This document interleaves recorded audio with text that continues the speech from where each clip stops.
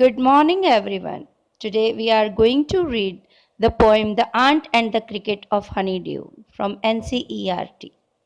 अब मैं आपको इसकी समरी सुनाना चाहती हूँ कि ये जो आंट एंड द क्रिकेट है, ये एक झिंगुर की और एक चींटी की कहानी है, जिसमें झिंगुर पूरे साल मेहनत नहीं करता, गाता रहता है और यहाँ वहाँ घूमता रहता है और अपनी मस्ती में चूर रहता है। लेकिन जो चींटी है वो पूरे साल मेहनत करती है। जब सही समय आता है उस वक्त वो झिंगुर चींटी के पास पहुंचता है और उससे अनाज की डिमांड करता है और रहने के लिए जगह की डिमांड करता है। लेकिन जो चींटी है वो कहती है कि ना तो हम उधार देते हैं और ना ही लेते हैं, और उससे पूछती है कि क्या भैया तुमने सचमुच कुछ नहीं बचा कर रखा?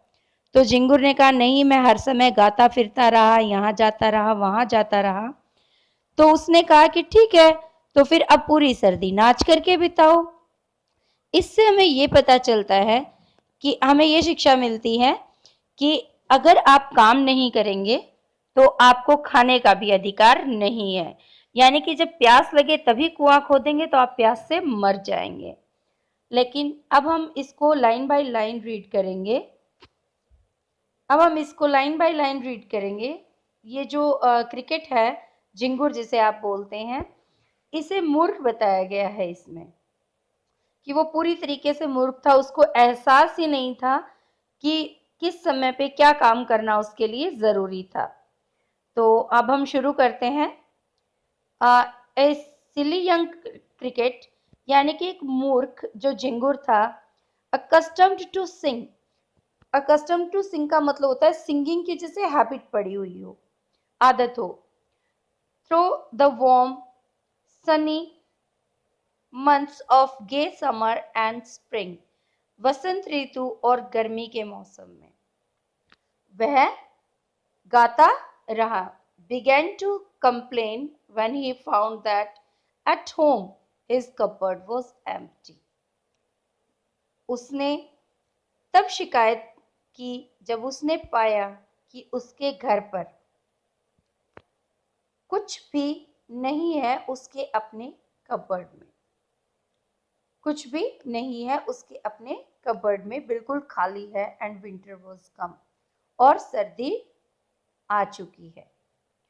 Not a crumb to be found, एक रोटी का टुकड़ा भी नहीं मिला। On the snow covered ground, बर्फ से ढके हुए उस ग्राउंड में। Not a flower could he see, एक फूल भी उसे कहीं दिखाई नहीं दे रहा था। Not a leaf on a tree, और न ही किसी पेड़ पर कोई पत्ता था। Oh what will become says the cricket of me, अब क्रिकेट सोचता है, झिंगुर हमारा, वो सोचता है कि आखिर मेरा क्या होगा। At last by starvation, starvation means भूखमरी, यानी भूख से। एंड फेमाइन मीन्स अकाल। फेमाइन मेड बोल्ड, बोल्ड मतलब साहसी। All dripping with wet and all trembling with cold, ठंड से कांपता हुआ और ओस से भीगा हुआ। Away he set off to a miserly ant, वो एक चींटी के पास जाने के लिए तैयार हो गया, यानी पहुंच गया। टू सी इफ, वो ये देखने के लिए कि to keep him alive he would grant him shelter from rain, कि उसे जिंदा रखने के लिए क्या वो बारिश से उसके बचाव के लिए उसे छाया देगी, रहने के लिए जगह देगी। And a mouthful of grain, एक मुट्ठी अनाज देगी।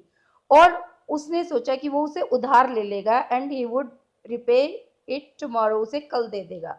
अगर ऐसा नहीं हुआ, if not he must die of starvation and sorrow, वो भूख और दुख की वजह से मर जाएगा। Says the ant to the cricket, चींटी क्रिकेट से कहती है कि I am your servant and friend, मैं तुम्हारी सेवक हूं और दोस्त हूं।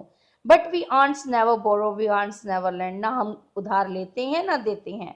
But tell me dear cricket, did you lay nothing by, lay nothing by की कुछ भी तुमने नहीं बचाया।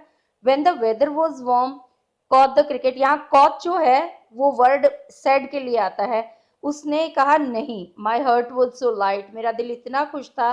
That I sing day and night, मैं रात और दिन गाता रहा। For all nature looked gay, क्योंकि प्रकृति मुझे बड़ी खूबसूरत लग रही थी। You Seng sir you say, जाइए फिर go then says the ant and dance the winter away, पूरी सर्दी फिर नाचो तुम।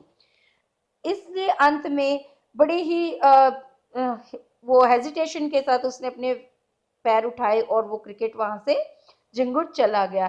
फोक्स इसे एक फेबल कहते हैं, लेकिन मैं मानती हूं कि ये सच है। I will warrant it true. कुछ क्रिकेट्स के 4 लेग्स होते हैं और कुछ के 2। तो आई होप कि आप सबको ये पॉइंट अच्छे से समझ में आ गई होगी। Thank you and have a nice day.